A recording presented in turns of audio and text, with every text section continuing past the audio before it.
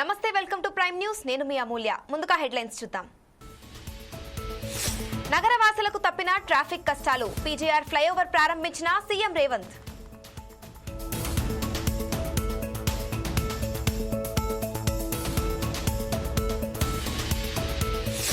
రేపు టీడీపీ విస్తృత స్థాయి సమావేశం. నేతలకు దిశానిర్దేశం చేయనున్న చంద్రబాబు.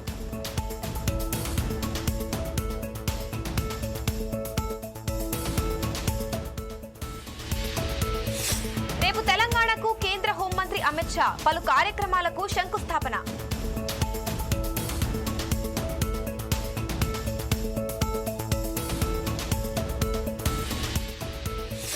ఖమానేని మర్యాదగా సంబోధించాలి. ట్రంప్ వ్యాఖ్యలపై ఇరాన్ ఆగ్రహం.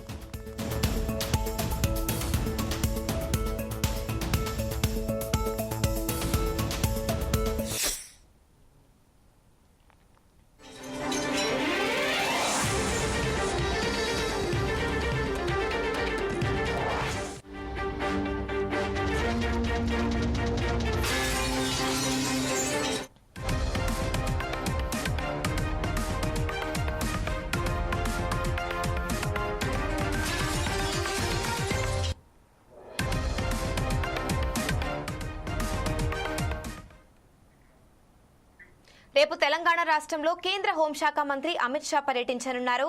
రేపు ఉదయం 11:25 గంటలకు గుజరాత్లోని అహ్మదాబాద్ ఎయిర్పోర్ట్ నుంచి బయలుదేరి మధ్యాహ్నం 1 గంటకు బేగంపేట్ విమానాశ్రయానికి చేరుకోనున్నారు. మధ్యాహ్నం 1:45 గంటలకు బేగంపేట్ నుంచి ప్రత్యేక హెలికాప్టర్లో నిజామాబాద్ జిల్లా కలెక్టర్ కార్యాలయంలోని హెలీప్యాడ్ వద్దకు చేరుకోనున్నారు. అక్కడి నుంచి వినాయక్ నగర్లో జాతీయ పసుపు బోర్డు కార్యాలయాన్ని ప్రారంభించడానికి వెళ్లనున్నారు. ఇక మధ్యాహ్నం 2 గంటలకు జాతీయ పసుపు బోర్డు కార్యాలయాన్ని అమిత్ షా ప్రారంభించనున్నారు. అనంతరం నిజామాబాద్ లోని కంటేశ్వర్ క్రాస్ రోడ్స్ లో ఏర్పాటు చేసిన డి శ్రీనివాస్ విగ్రహాన్ని ఆవిష్కరించనున్నారు. 2:45 నుంచి 4 గంటల వరకు పాలిటెక్నిక్ గ్రౌండ్ లో జరిగే కిసాన్ మహా బహిరంగ సభలో పాల్గొని ప్రసంగించనున్నారు. సాయంత్రం 5 గంటలకు బేగంపేట్ ఎయిర్పోర్ట్ కు చేరుకుని ఢిల్లీకి తిరిగి ప్రయాణం అవుతున్నట్లు సమాచారం.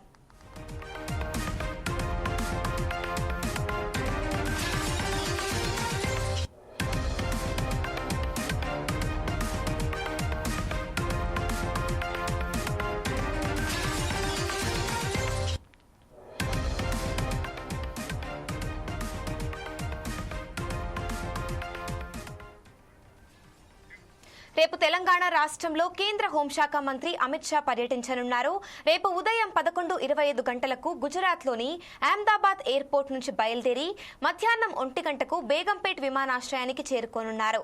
మధ్యాహ్నం 1:45 గంటలకు బేగంపేట్ నుంచి ప్రత్యేక హెలికాప్టర్లో నిజామాబాద్ జిల్లా కలెక్టర్ కార్యాలయంలోని హెలీప్యాడ్ వద్దకు చేరుకోనున్నారు. అక్కడి నుంచి వినాయక్ నగర్లో జాతీయ పసుపు బోర్డు కార్యాలయాన్ని ప్రారంభించడానికి వెళ్లనున్నారు. ఇక మధ్యాహ్నం 2 గంటలకు జాతీయ పసుపు బోర్డు కార్యాలయాన్ని అమిత్ షా ప్రారంభించనున్నారు. అనంతరం నిజామాబాద్ లోని కంటేశ్వర్ క్రాస్ రోడ్స్ లో ఏర్పాటు చేసిన డి శ్రీనివాస్ విగ్రహాన్ని ఆవిష్కరించనున్నారు. 2:45 నుంచి 4 గంటల వరకు పాలిటెక్నిక్ గ్రౌండ్ లో జరిగే కిసాన్ మహా బహిరంగ సభలో పాల్గొని ప్రసంగించనున్నారు. సాయంత్రం 5 గంటలకు బేగంపేట్ ఎయిర్పోర్ట్ కు చేరుకుని ఢిల్లీకి తిరిగి ప్రయాణం అవుతున్నట్లు సమాచారం.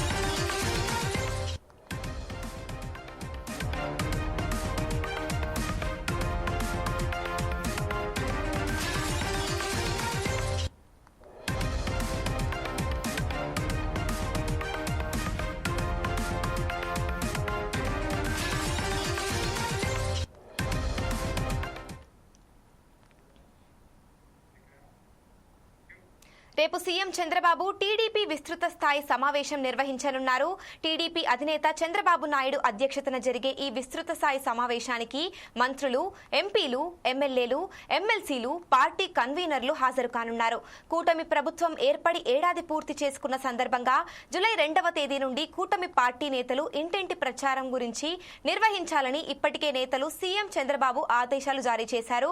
సుమారు నెల రోజుల పాటు కూటమి పార్టీ నేతల ప్రచారం కొనసాగనుంది.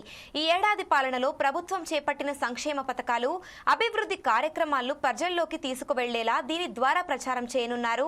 అయితే ఈ కార్యక్రమం ఎలా ఉండాలి, ప్రజలకు ఎలాంటి విషయాలు వెల్లడించాలి, కూటమి ప్రభుత్వంలో అమలు చేసిన పథకాలు ఏంటి, చేపట్టిన అభివృద్ధి కార్యక్రమాలు ఎలా సాగుతున్నాయని తదితర అంశాలపై పార్టీ నేతలకు దిశానిర్దేశం చేయనున్నారు సీఎం.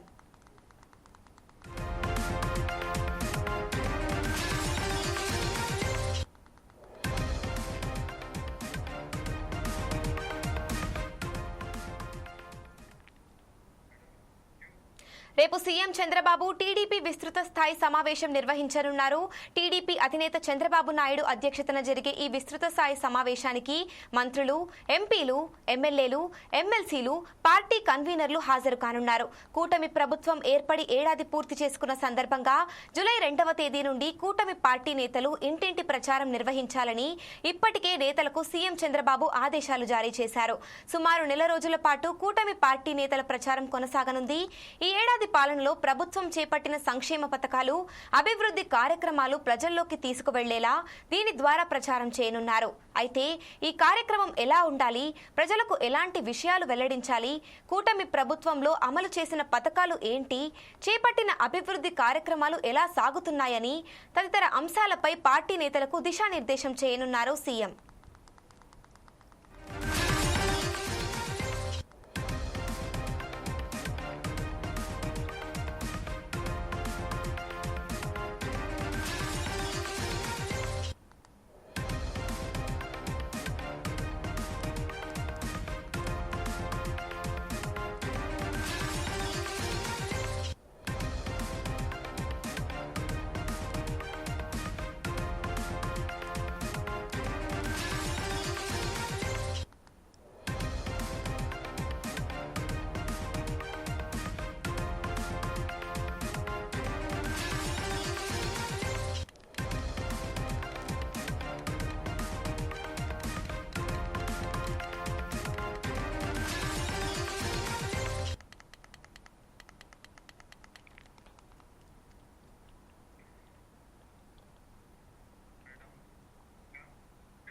హైదరాబాద్ నగరంలోని ఐటీ కారిడార్లో వాహనదారుల ట్రాఫిక్ కష్టాలకు ఉపశమనం కలిగిస్తూ మరో ఫ్లైఓవర్ అందుబాటులోకి వచ్చింది. కొండాపూర్ నుంచి ఔటర్ రింగ్ రోడ్ వరకు నిర్మించిన పీజేఆర్ ఫ్లైఓవర్ను సీఎం రేవంత్ రెడ్డి లాంఛనంగా ప్రారంభించారు. ఈ ప్రారంభోత్సవ కార్యక్రమంలో సీఎం రేవంత్ రెడ్డితో పాటు రాష్ట్ర మంత్రులు పొన్నం ప్రభాకర్, శ్రీధర్ బాబు, హైదరాబాద్ మేయర్ గద్వాల్ విజయలక్ష్మి, స్థానిక ఎమ్మెల్యే అరికపూడి గాంధీ, ఇతర ప్రజాప్రతినిధులు, అధికారులు పాల్గొన్నారు. ఈ సందర్భంగా మంత్రి శ్రీధర్ బాబు కీలక వ్యాఖ్యలు చేశారు. ఈ ఫ్లైఓవర్ ప్రజలకు సౌకర్యం కల్పించడానికి, ట్రాఫిక్ తగ్గించడానికి ఎంతగానో ఉపయోగపడుతుందని మంత్రి తెలిపారు.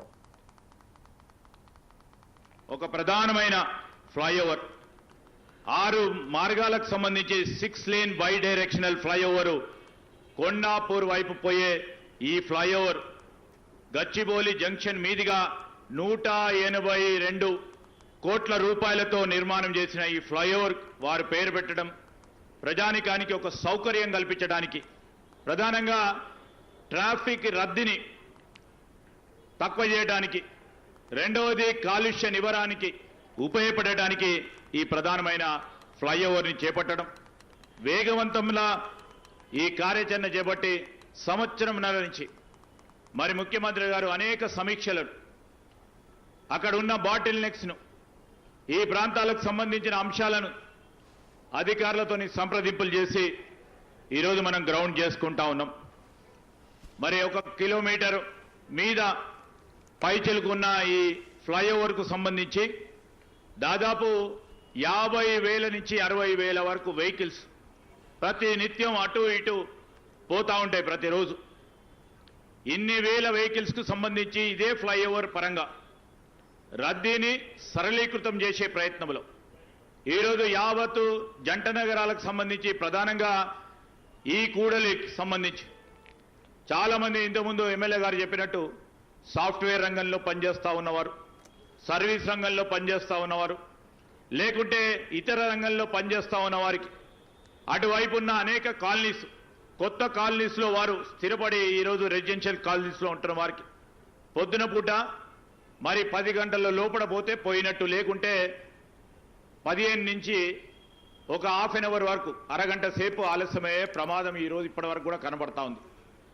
ఈ ఫ్లైఓవర్ నిర్మాణం ద్వారా 10 నుంచి 15 నిమిషాలు ఆదా అయ్యే సమయం, ఈ సమయాన్ని మనం ఆదా చేసుకుంటే భవిష్యత్తుకు సంబంధించిన ప్రణాళికని మనం ఈరోజు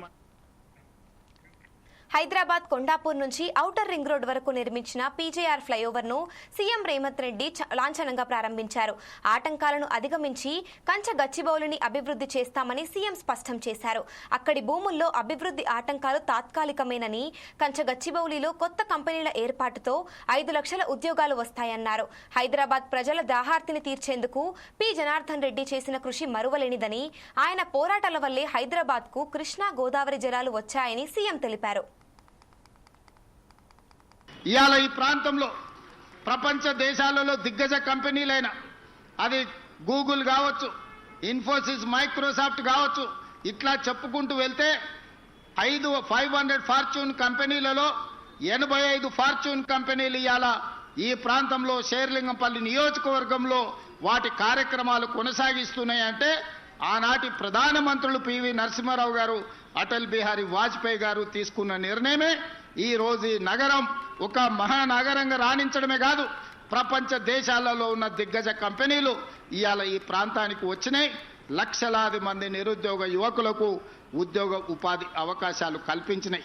ఇదే కాదు, ఇవాళ ఈ తెలంగాణ ఆర్థిక ఆదాయంలో దాదాపుగా 60-65% నగరం నుంచే ఆదాయం వస్తుంది. ఆ ఆదాయమే ఈరోజు తెలంగాణ రాష్ట్ర అభివృద్ధికి మనం వినియోగించుకుంటున్నాం. మరి అలాంటిది ఈ నగరాన్ని ఇంకా గొప్ప నగరంగా తీర్చిదిద్దాలన్న ఆలోచన మళ్ళీ శ్రీమతి సోనియా గాంధీ గారి నేతృత్వంలో ఏర్పడ్డ తెలంగాణ రాష్ట్రంలో ప్రజాపాలన ఇందిరమ్మ రాజ్యం వచ్చిన తర్వాత 2023 డిసెంబర్ 7 నాడు మళ్ళీ అదే సంకల్పంతో అభివృద్ధి పదం వైపు నడిపించాలని మేము ముందుకు వచ్చినాం. దాంట్లో భాగంగా అరకపూడి గాంధీ గారు కావచ్చు, మహేందర్ రెడ్డి గారు కావచ్చు, గద్వాల విజయలక్ష్మి గారు కావచ్చు, డిప్యూటీ మేయర్ కావచ్చు, లేదా వేదిక మీద ఉన్న చాలా మంది కార్పొరేటర్లు ఈ నగర అభివృద్ధిలో భాగస్వాములం అవుతాం, మీకు అండగా నిలబడతాం, మీరు చేసే ప్రయత్నానికి మేము సంపూర్ణంగా సహకరిస్తామని చెప్పి ఈ రోజు ప్రజాప్రతినిధులందరూ కూడా ముందుకు వచ్చి ప్రభుత్వం చేసే అభివృద్ధి కార్యక్రమాల్లో భాగస్వాములు అవ్వడమే కాదు, వాళ్ళ అనుభవాలను, వాళ్ళ సూచనలను ఈ రోజు ప్రభుత్వానికి అందిస్తున్నారు. వాళ్ళందరూ అభివృద్ధిలో భాగస్వాములు కావాలి. ఈ నగరం ఒక గొప్ప నగరంగా అభివృద్ధి చెందాలి. ఈ నగరం బెంగళూరుతోనో, ఢిల్లీతోనో, ముంబైతోనో, చెన్నైతోనో పోటీ కాదు.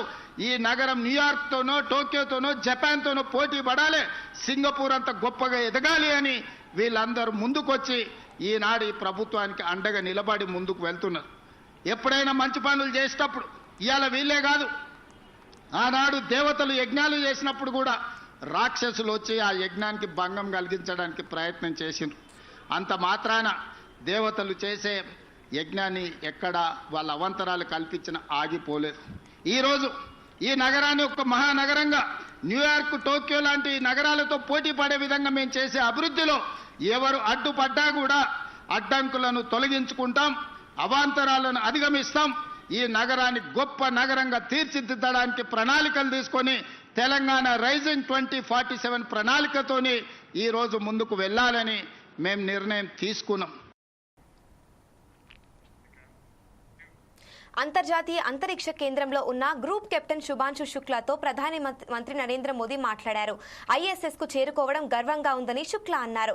సురక్షితంగా ఉన్నట్లు మోదీకి తెలిపారు. శుభాంశు భూమికి దూరంగా ఉండొచ్చు గానీ భారతీయుల హృదయాలకు దగ్గరగా ఉన్నారని ప్రధాని మోదీ అభినందించారు.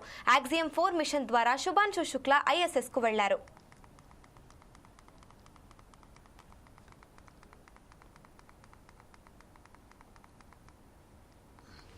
आप दूर अंतरिक्ष में है, जहां ग्रेविटी ना के बराबर है, पर हर भारतीय देख रहा है कि आप कितने डाउन टू अर्थ है। आप जो गाजर का हलवा ले गए हैं, क्या उससे अपने साथियों को खिलाया? जी प्रधानमंत्री जी, ये कुछ चीजें मैं अपने देश की खाने की लेके आया था, जैसे गाजर का हलवा, मूंग दाल का हलवा और आमरस।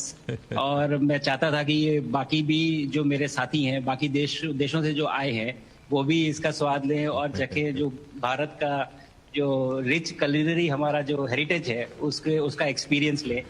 तो हम सभी ने बैठ के इसका स्वाद लिया साथ में, और सबको बहुत पसंद आया। कुछ तो कहें कि कब वो नीचे आएंगे और हमारे देश आए और इनका स्वाद ले सके हमारे साथ। शुभ, आप दूर अंतरिक्ष में है, जहां ग्रेविटी ना के बराबर है, पर हर भारतीय देख रहा है कि आप कितने डाउन टू अर्थ है।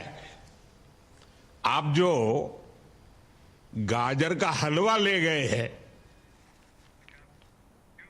కాంగ్రెస్ ప్రభుత్వం చెప్పిన జాబ్ క్యాలెండర్లో ఒక్క నోటిఫికేషన్ కూడా రాలేదని మాజీ మంత్రి హరీష్ రావు చేసిన వ్యాఖ్యలను ఎమ్మెల్సీ బల్మూరి వెంకట్ కౌంటర్ వేశారు. 10 ఏళ్ల అధికారంలో ఉన్నప్పుడు బీఆర్ఎస్ ప్రజలను, విద్యార్థులను మోసం చేసిందన్నారు. నిరుద్యోగులు ఉద్యోగాల భర్తీ గురించి అడిగిన వాళ్లను హేళన చేశారన్నారు. బీఆర్ఎస్ హయాంలో ఉద్యోగాల భర్తీలో జరిగిన అవకతవకలను త్వరలోనే బయట పెడతామని అన్నారు. ఇంటికో ఉద్యోగమని చెప్పి తాను వాగ్దానం చేయలేదని అసెంబ్లీలో మాట్లాడారని చెప్పారు. దళితుడిని సీఎం చేస్తామని హామీ ఇచ్చి మోసం చేశారని మండిపడ్డారు. ఇవాళ మరి రేవంత్ రెడ్డి గారు ఆయన అసెంబ్లీలో రిలీజ్ చేసిన జాబ్ క్యాలెండర్ ఇది. అసెంబ్లీలో మేము చాలా పట్టుబట్టాం, అడ్జర్న్మెంట్ మోషన్ ఇచ్చి ఏమైంది నీ జాబ్ క్యాలెండర్ అని బీఆర్ఎస్ పార్టీ అసెంబ్లీలో గట్టిగా ప్రశ్నిస్తే దీని మీద చర్చ పెట్టకుండా అసెంబ్లీలో టేబుల్ మీద పెట్టి సభ వాయిదా వేసుకొని పారిపోయింది. అదే రోజు మేము అడుగుదాం అనుకున్నాం, మొదటి ఏడాదిలోనే 2 లక్షల ఉద్యోగాలు అన్నావు, ఇది జాబ్ క్యాలెండర్ కాదు, ఇది జాబ్లెస్ క్యాలెండర్, ఇది జాబ్ క్యాలెండర్ కాదు, ఇది దగా క్యాలెండర్ అని చెప్పి మేము ఆ రోజు అంబేద్కర్ విగ్రహం దగ్గర కూర్చొని ధర్నా చేసినాం.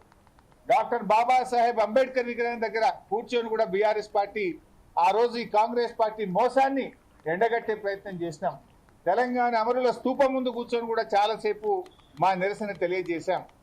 ఈ జాబ్ క్యాలెండర్ వాస్తవానికి ఇలా చెప్పిందే తక్కువ, కానీ ఈ జాబ్ క్యాలెండర్లో చెప్పిన దాంట్లో ఏ ఒక్క నోటిఫికేషన్ కూడా రాలేదు.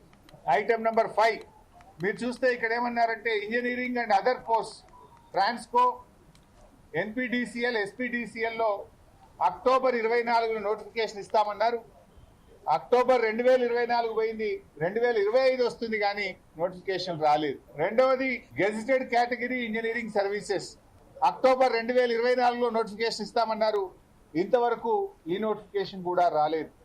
అదేవిధంగా గ్రూప్ 1 ప్రిలిమినరీ అక్టోబర్ 2024లో, ఇందులో ముఖ్యంగా అసిస్టెంట్ కన్జర్వేటర్ ఆఫ్ ఫారెస్ట్ ఉద్యోగాలకు నోటిఫికేషన్ ఇస్తామన్నారు, ఈ నోటిఫికేషన్ ఇంతవరకు రాలేదు.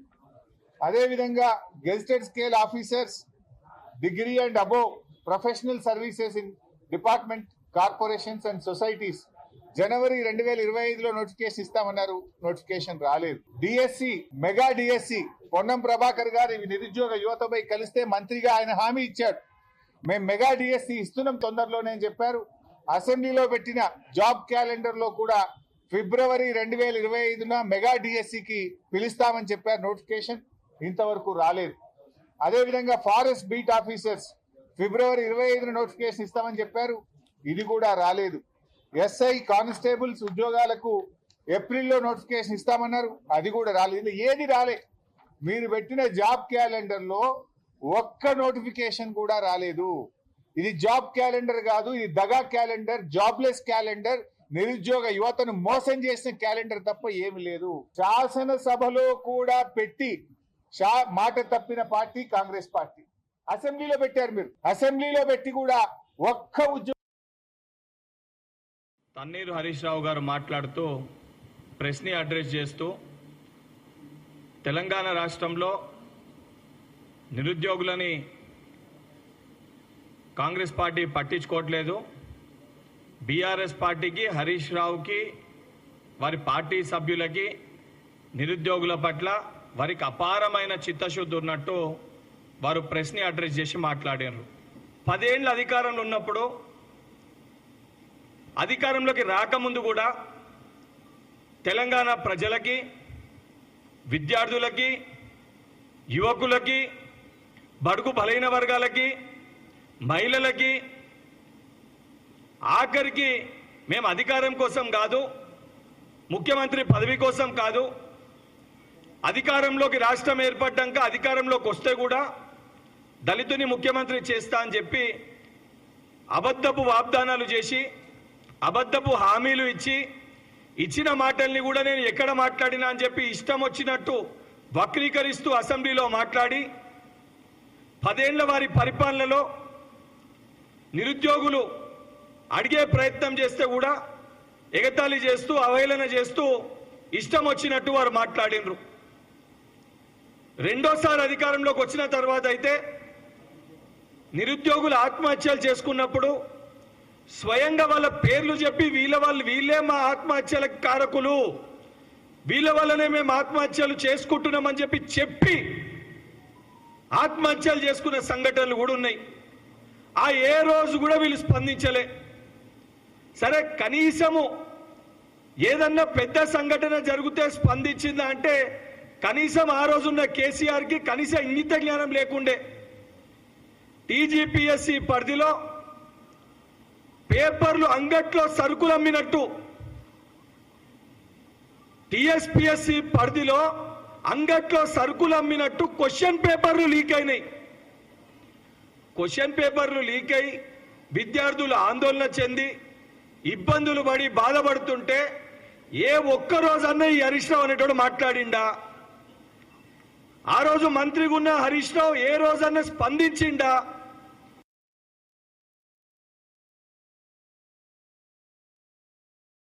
వాకిటి శ్రీహరి కాంగ్రెస్ నేతలు సందర్శించారు. ప్రాజెక్ట్ క్రెస్ట్ గేట్లను 4-8 గేట్స్ ఐరన్ రోప్లను పరిశీలించారు. ఈ సందర్భంగా 10 ఏళ్ల కేసీఆర్ పాలనలో ఇరిగేషన్ శాఖని భ్రష్టు పట్టించారని మంత్రి ఉత్తమ్ తీవ్ర ఆగ్రహం వ్యక్తం చేశారు. 10 ఏళ్ల పాటు తెలంగాణ రాష్ట్ర వ్యాప్తంగా ఉన్న ప్రాజెక్టులకు మాజీ సీఎం కేసీఆర్ మెయింటెనెన్స్ చేయలేదని మండిపడ్డారు. అనంతరం కాళేశ్వరం ప్రాజెక్టులో కమిషన్లకు కక్కుర్తి పడ్డారని ఆరోపించారు. భారీ వాహనాలను జూరాలపై నడపడం సేఫ్ కాదని ఆనాడే అధికారులు నిర్ధారించారని, కానీ గత బీఆర్ఎస్ ప్రభుత్వం ఎందుకు పట్టించుకోలేదని ప్రశ్నించారు.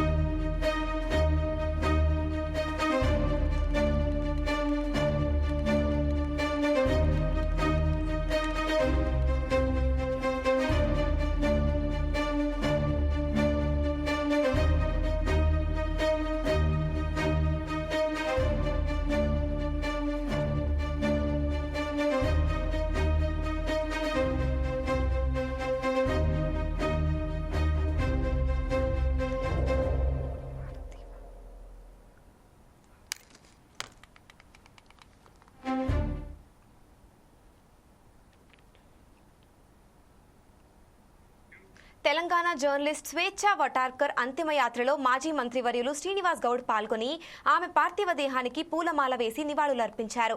స్వేచ్ఛ ఆకస్మిక మరణం పట్ల ఆయన తీవ్ర విచారం వ్యక్తం చేసి వారి కుటుంబ సభ్యులకు ప్రగాఢ సానుభూతి తెలిపారు.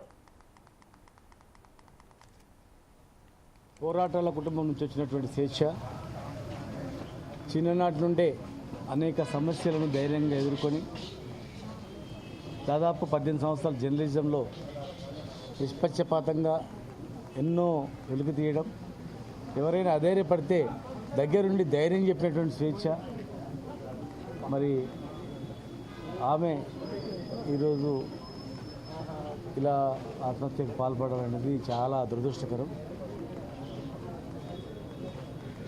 ఇలాంటి సంఘటనలు మళ్ళీ పునరావృతం కాకుండా ఖచ్చితంగా మహిళలకు ధైర్యం చెప్పేటట్లు, ఒక భరోసా ఇచ్చేటట్లు, సమస్య ఏదైనా సరే ధైర్యంగా ఎదుర్కొనేటట్లు మరి అందరూ కూడా కల్పించాల్సిన అవసరం ఉంది. తల్లిదండ్రులు ఎంతో కష్టపడి చిన్ననాటి నుంచి పెంచి పెద్ద చేసి ఒక స్వేచ్ఛగా పేరు తగ్గట్లు ఆమె జర్నలిజాన్ని కాపాడుకోవడం మరి ఈరోజు అట్లా కావడం చాలా బాధాకరం. విప్లవ నేపథ్యం కలిగినటువంటి కుటుంబం నుంచి వచ్చినటువంటి అమ్మాయి చిన్నప్పటి నుంచి కూడా తన బాల్యం అంతా నకిరేకల్లో మా మధ్యనే జరిగింది. మేము రెగ్యులర్గా కలిసేవాళ్ళం. ఆ తర్వాత పై చదువులకు హైదరాబాద్కి వచ్చిన తర్వాత ఆ చదువుల తర్వాత టీవీలో యాంకర్గానో న్యూస్ రీడర్గా ఆ తర్వాత రైటర్గా అట్లా తన ప్రస్థానం అంతా కొనసాగింది. తను వాస్తవంగా చాలా ధైర్యవంతురాలు. స్వేచ్ఛ మరణం నిజంగా ఇప్పటికీ కూడా మాకెవరికీ మింగుడు పడడం లేదు. ఈరోజు ఒక్క మాటలో చెప్పాలంటే అమ్మాయిల యొక్క బలవన్మరణాలన్నీ కూడా ఆత్మహత్యలు అనే కంటే హత్యలుగానే మనం చూడాల్సినటువంటి అవసరం ఉన్నది. ఇవాళ స్వేచ్ఛ ఇట్లా కావడానికి గల కారణాలు ఏ ఉన్నప్పటికీ కూడా వాటిని వెలికి తీయాల్సినటువంటి అవసరం ఉన్నది. ఆ పూర్ణచందర్ అనేటువంటి వ్యక్తికి కఠినమైనటువంటి శిక్ష కూడా పడాల్సినటువంటి అవసరం ఉన్నది. Iran supreme leader Ayatollah Ali Khamenei ఉద్దేశిస్తూ అమెరికా అధ్యక్షుడు డొనాల్డ్ ట్రంప్ చేసిన వ్యాఖ్యలను తెహ్రాన్ ఖండించింది. తమతో నిజంగా అణు ఒప్పందం కావాలనుకుంటే ఖమానేని మర్యాదగా సంబోధించాలని ట్రంప్కు ఆ దేశ విదేశాంగ మంత్రి అబ్బాస్ అరాగ్చీ సూచించారు. ఖమానే హత్యకు గురికాకుండా రక్షించామని, ఆయన కృతజ్ఞత లేనివాడని ఆరోపిస్తూ ట్రంప్ ట్రూత్ సోషల్లో ఓ పోస్ట్ పెట్టారు. ఖమానే ఎక్కడ ఆశ్రయం పొందారో నాకు ఖచ్చితంగా తెలుసు. ప్రపంచంలో అత్యంత శక్తివంతమైన అమెరికా ఇజ్రాయెల్ దళాల చేతుల్లో ఆయన జీవితాన్ని ముగించనివ్వలేదు. నేను అతనిని అతి ఘోరమైన చావు నుంచి రక్షించాను. అయినా నాకు ధన్యవాదాలు తెలుపలేదు అని ట్రంప్ రాసుకొచ్చారు.